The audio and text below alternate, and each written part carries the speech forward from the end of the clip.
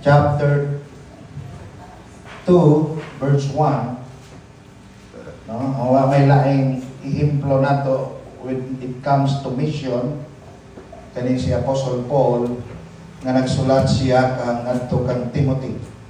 Ingon siya sa verse 1, "Thou therefore, my son, be strong in the grace that is in Christ Jesus."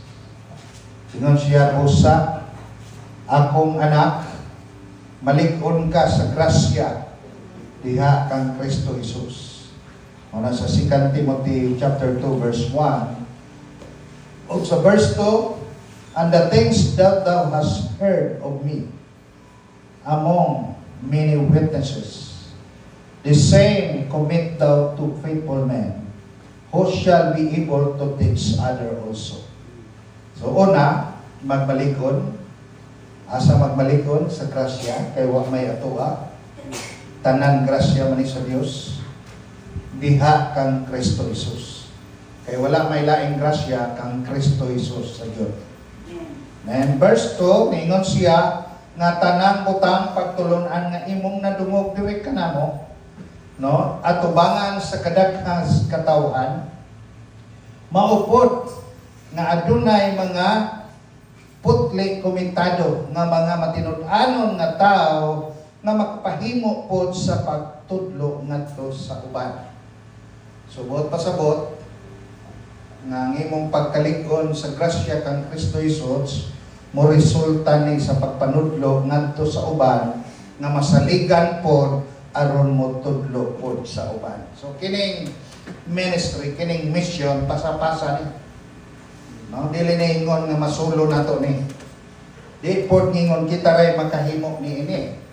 Kun dili ang mission iintrigo pod ni sa uban.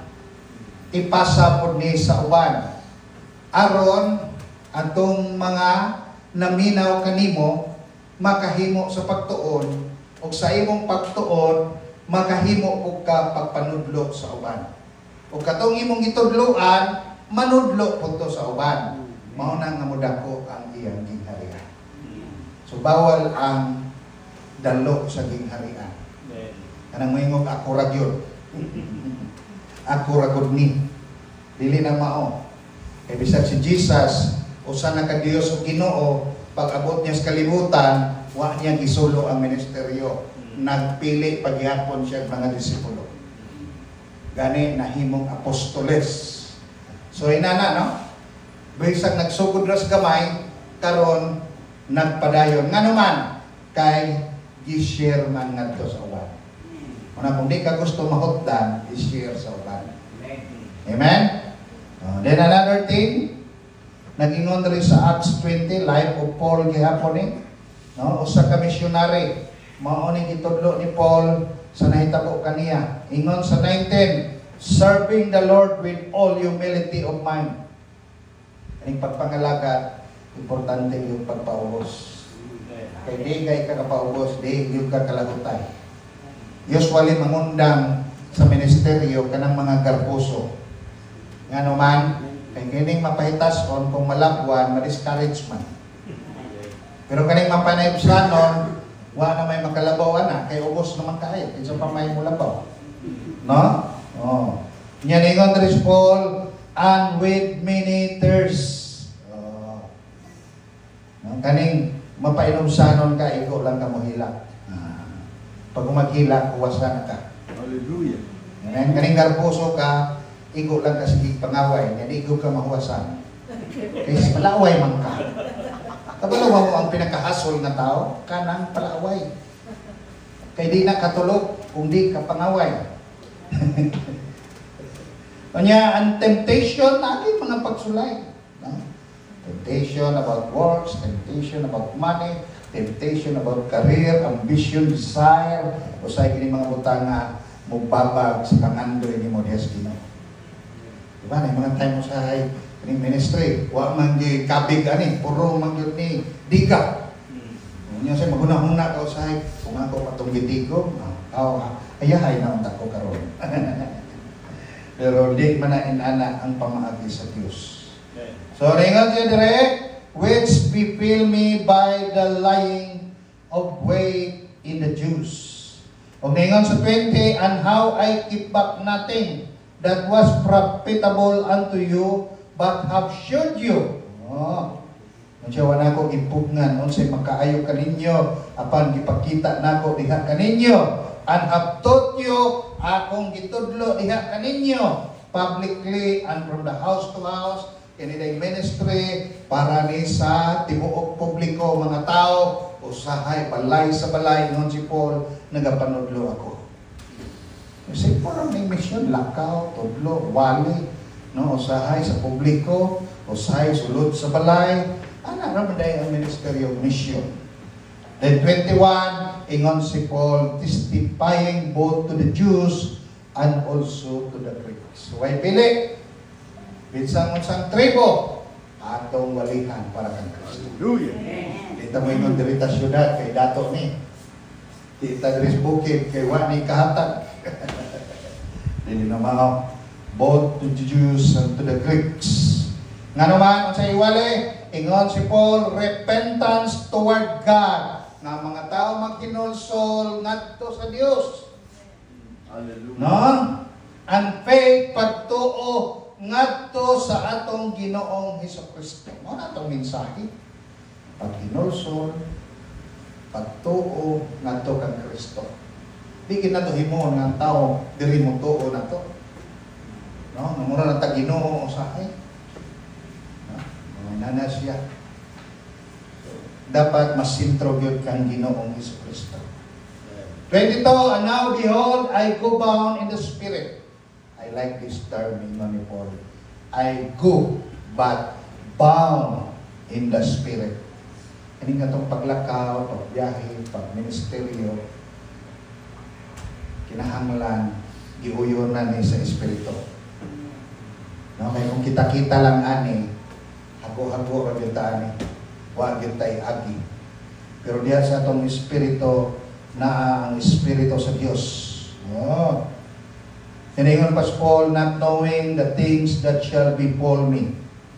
Kaning mission mo sa wa ka kabalo unsay mahitabo nimo sa unahan. No? Oh. Unsay naa diha, maayo ba o daotan ba? No? Panalangin ba o kasakit ba? Di na ta mag-care, ana. Kaya ningo man lang Ginoo na ubanan taniya hangtod sa katapusan. Amen. Amen? So di na ta manansya pa. At tapat, okay ta. Dili na mao. Ayaw diha, kay daghang kuan diha, delikado. Ang kuha po gali ang Ebanghelyo dito sa mga delikado. No. Nanapay lingon rin. 23. Say that the Holy Ghost witness in every city. Amo na itong ibutan sa itong harta. When we preach, we don't convict people. When we preach, we don't convert people. When we preach, we just preach. And it is the Holy Spirit that will work. Convict and convert people. Holy Spirit na ang trabaho. Kung di madang tao, maingon, madang tao, man siguro ko yung It's not your anointing that save people. No? That touch people. Of course, the Holy Spirit will flow with your anointing, but it is the Holy Spirit that will bring people to the Lord. No? So, yung ato lang trabaho, iwali lang ang pulong sa Ginoo. No? O niya ingon siya, saying that bands and affliction abide me. Tanawas Polo. Bisag nagpait na, bisa naglisod na, kasakit, paglutos, pagantos, pero ingon siya, wali lang po. So nang wali rin tagayahay ka. Pero magpait na, ingon na yung kagdi na ko. No? Ano ingon sa kapait, o katamis, kalisod, o kasakit, kasayon, panalangin, desidido ta, magwali para sa Ginoo. Ang ingon ni Paul, mabuhi man kung mamatay, basta kang Kristo Jesus ko. Amen? Mao na siya. Manis Paul, ganahan kay ko siyang life. Trail kaayo, no? Ang iyang missionary journey. Last verse 24. Ingon si Paul, desidido siya. But none of these things move me. Kaning tanang pangitabo. Katanan akong naagian, wa yun ni kaapikto nako. Ingon si Paul. Wa yun ni katandog nako. Nganong wa man makatandog? Kay ningon siya, neither count I my life there unto myself. Kay wa naman dahil po niya hunong-naa nga importante pa iyang kinabuhi. Diya kaniya. Pag di na importante mong kinabuhi, wala na yun na mahimo niya. Kung ipiton ka, sakiton ka, no? Lotoson ka, murag wa na lang na nimo kay wa may importansya imong kinabuhi. Mo na ingon ni Paul sa Pedro. Kunya ningon siya, so that I might finish my course with joy aron matapos ning akong tawag trabaho nga adunay kalipay. Mara din tingwa ni Paul, kaniyang pagka-missionary, mahuman niya. Ingon si Paul, nisulti siya, mauna nga aduna daw kalipay sa iyang pagtapos. Naon sa ni, and the ministry which I received of the Lord Jesus, kining ministeryo nga akong nadawat kang Ginoong Hesukristo. Matago sa kanato na atay nadawat nga ministeryo. It's up to you unsaon nimo na paghuman. It's up to you how to do it. Pero the better sundugo na to si Pablo. Diba? Kay gwapo kay strategy si Pablo. No, ingon siya, adi na katandog nako, mga kasakit, mga paglutos. Wa ko'y problema diha sa akong pagwali na ibala ang espiritu, mo konbiktar sa mga tao. Wa ko'y gipili magwali sa Hudiyo, sa Griko, o unsa man sitwasyon sa kinabuhi.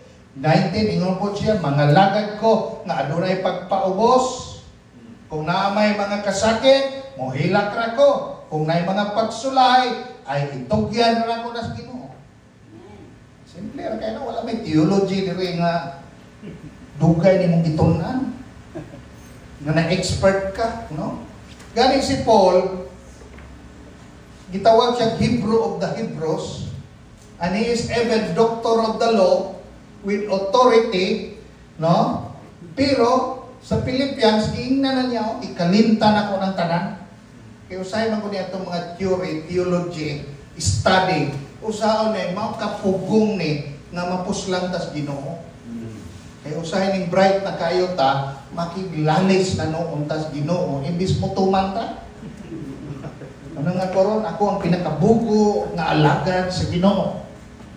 Ganong kinabutang ako na sa kong pagalingon. Kaya para kung nai-isulting Ginoo na ko, di na ko makiglalis. Mong trabaho na lang ko. Amen? Pero bright gali ka, hindi na mo hindi sa versikulo 1. Nga imong gilalis, mo rin ito'y nagsulat sa versikulo. Hallelujah. Ikaw na lang mag-Ginoo. Kanya, ingon siya dire. Unsa man nga ministry ang nadawat sa Dios? Ingon siya to testify the gospel of the grace of God.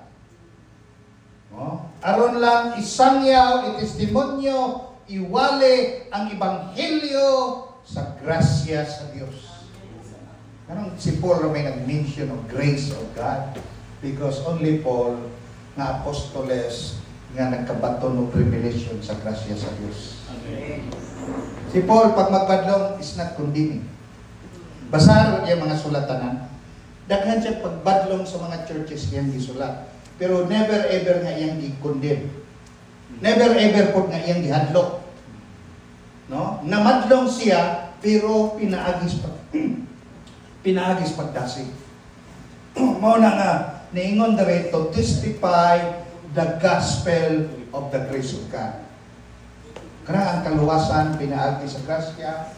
Kanang pagpuyo, pinaagi sa grasya. Kanang pagpangalagad, pinaagi sa grasya. No? Ang paglid, pinaagi sa grasya. No? Ang kaluwasan sa pagbalik ni Kristo, pinaagi po sa grasya. So, inana siya. So, si Paul is the best example. Pero tagaan man siguro pamaagis kinong po. But we have Paul. Ano makuhaan na to siya o resulta. Si Paul ay nag-ingon nga kung pato ko, mato ko, pati ko niya pato ko, hindi po kumuato. So si Paul is not after result. Is not after accomplishment. Kaya sa'yo maghimo lang to, bisag dinas, yes, Ginoo. Para lang na ipakita na accomplishment. Hantod nga buhato na natong dili kabubutos Ginoo para na accomplishment. Pero si Paul ingon siya, basta akong trabaho, tuman ra gyud niya, aron iwalis siya o ang ebanghelyo sa grasya sa Dios. Kani mga grasya sa Dios, pag mo ni mag-iwali, buot pasabot ang resulta na luwas ang tao pinaagi sa binuhatan ni Kristo. Wala siya maluwas, pinaagi siya ng binuhatan. Di na ito tabangan ng Ginoo maluwas ta. Kay siya ra isa ang nagbayad para maluwas ta. Amen? So gaan. Kanang dili self-effort nga kaluwasan. Dili kaugalingon nga pagkabalaan. No, pagkamatarong. Kundili kanang hinatag sa Dios. Nga mag-enjoy ka sa pagpangalagad kay wala kay kuta. Ang mission walay kuta ha? Munang nabugatan ang uban kay kuta-kuta. Ha? Kung unsa ray resulta nga gihatag Ginoo, praise the Lord. Hallelujah. Basta ang atong giingon ra siya, lakaw, wali, himuan ako silang mga disipulo. Nabautismohi sila. Nyaing na sila mutuman sa akong gisulti. Sultihan ko kamo, ubanan ko kamo sa tibuok ninyong kinabuhi. Ano lang, gaano man kaya na. O may lakaw, o niya kinanglan na kaya na po, makuha. Lingkuta-kuta, maraming maka-stress.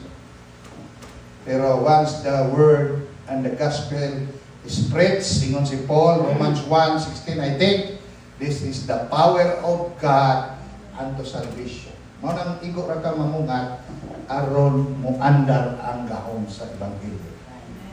Tama ba? Sayon ra. Kaningin niyo yung mga busy ko, di ko busy. Sino kong latagawan, meron nagri kuha. Noong naman, ang isda, kag mo adto kag dagat, magsikag pamugsay, o na kay paon, nagimutangan. Atong paon na ni, mahuman ang ebanghelyo sa Diyos. Anong maluwas sila sa ngalan sa atong Ginoo. So nga ito, missionary for Japan, no? Nasayot ko nga gitaganan ni sa Ginoo. Dugay na. Nangandoy siya pod, nangandoy. Kita nangandoy pod, o gitagbo ng tanan. And I'm sure nga pag-abot sa Japan, kaya ang Diyos may nagtawag niya, nagdihog niya, naghatag og gasa, andaman na po din siya mga tao ito. Hallelujah. Amen. Ano man? Because when you are called to be a pastor, there should be a sheep for you. No? Magbalantay naman ta, di man kita'y tag-iya. Ito na lang bantayan. Ha?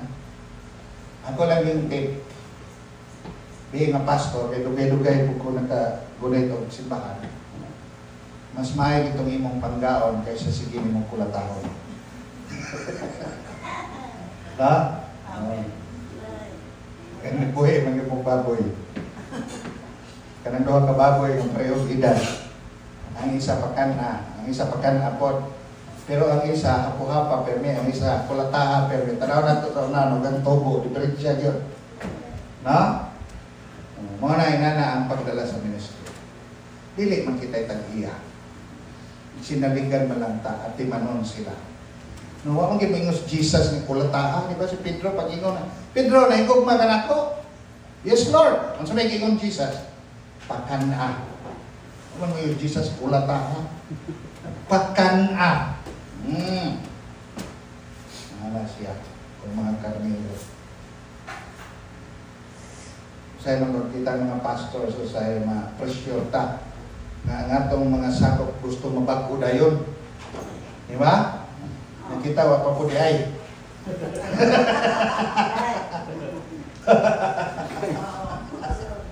Ikaw ko dito sa Cagayan. Kanang pastor nga stricto, daghan ang sikreto. Why not? Kanang giingon diha sa Peter 2:18, nga ingon, grow in grace and in the knowledge of our Lord Jesus Christ. No? That is 2 Peter 2:18, I think, or 3:18 na lang niya.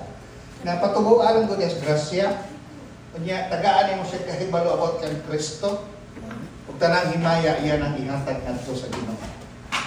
No, ipundar ang tao kang Kristo, ayaw ipundar sa imong kaugalingon. Oh, kay dili ka permanente aning kalibutan na. Si Kristo ray naa na diri dugay na. Oh, bisag namatay na siya, nabanhaw, nagpabilin siya diri. Oh, pag-put up nato siya ang tao sa pagtuo kang Kristo, bisag mo ingon pagka pastor, okay na to akong agi, ugma, mo retire na ko. Kung padayon to siya pangalagad sa Ginoo. Pero galing imong i-put up sila dihan nimo, di gyud ka ka-retire. Kay mananghid ka mo, retire na ko, ayaw sa pastor. Oh. Di gyud ka ka-retire. So, mo ni ang essence o gitawag na sikreto pamaagi ni Pablo sa ministeryo. Si Pablo late na iyang encounter ng Jesus. Acts chapter 9. And not even he seen Jesus physically, but he seen Jesus spiritually. Kaya naka-encounter man gyud siya kang Jesus. Naging-istorya man siya sa Acts chapter 9. Pero kung imong tanaw, mostly sa mga church nga iyang gisulatan, no, ang kasagaran na agi na sa iyang ministry. And what about the other apostle nga nakamit kan Jesus? Ano ba dali wala yung ministry nga imo ma-record?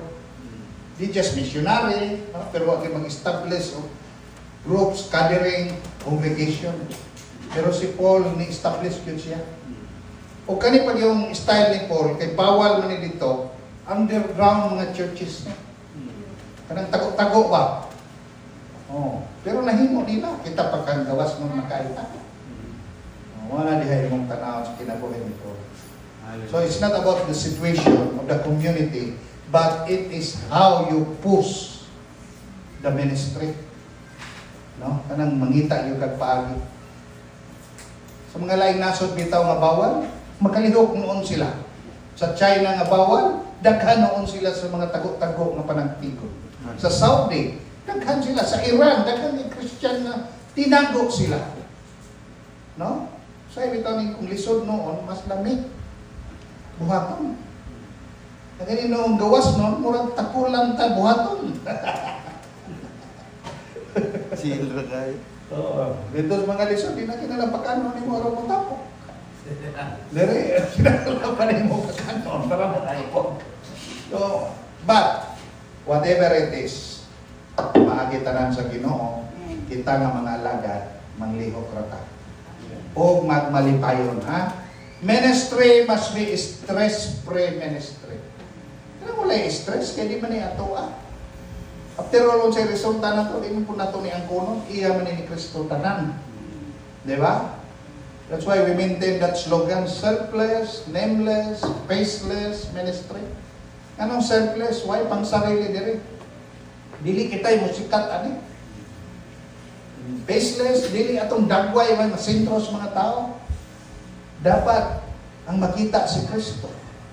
Nameless, okay, di tamailhan sa mga tao. Basta mahinumduman nila ang ngalan nga nagluwas nila, mao ang ngalan sa atong Ginoo, si Hesus Kristo.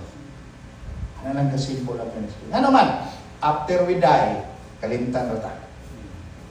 No? Isa may makahinumdum. Katorag yung mga tao, mga ipaila-ila na to sa Ginoo.